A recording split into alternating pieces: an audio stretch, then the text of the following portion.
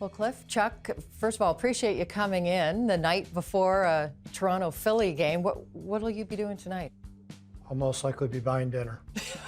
Tabs on you tonight? Yeah, he had it for a few years. So I guess, yeah. it's my turn. Payback time, is it, Cliff? He has some catching up to do.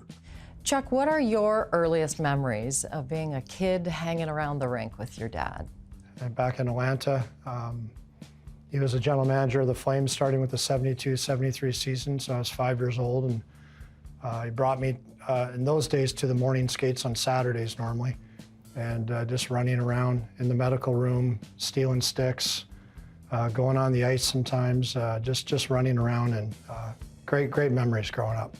So, Cliff, when you realize Chuck is following kind of a similar path to you, did you ever try to dissuade him from getting into the business, or did you encourage it? No, not at all. As a matter of fact, I encouraged him. I was a little bit on the fence initially when I thought he was going to go to law school, but when he decided that wasn't his choice, and from then on going forward, I was as supportive as I could be.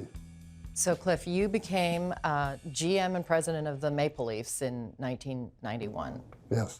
You'll always be known for the Doug Gilmour trade, 10-player deal. I mean, how tough was that to put together? What do you remember about it? Well, the thing I remember most of all about it was a strange trade from my perspective, because I probably knew the players that were coming from the other team better than I knew the players on my own team. It made such a splash at the time. What did you, I mean, you must have known it was coming.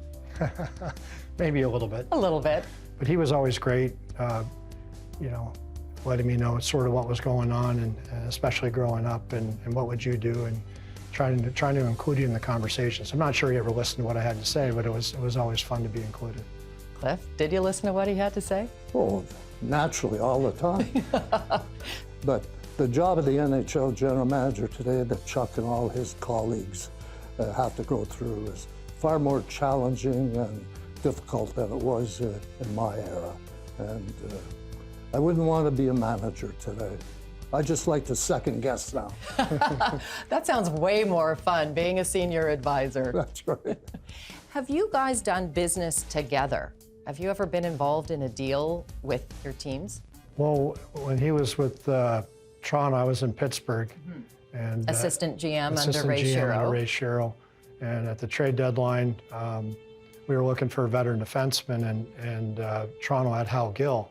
So Ray let me work with my dad on the deal, and he ended up getting, I think, 2 draft picks from me. So that's the last time Ray let me do a trade. but it was amusing at the time. I think Ray Shero was just chuckling the whole time, saying, "How are you doing against your dad? What is it now? Second-round pick?" I said, "No, it's a second-round pick and a fifth-round pick." He said, "A fifth-round pick? How did that happen?" I said, "I don't know. He just got it out of me." All right, do the deal. Our relationship will continue to be a great one, father-son relationship, as long as the Philadelphia Flyers end below the Maple Leafs in conference standing. That's his perspective.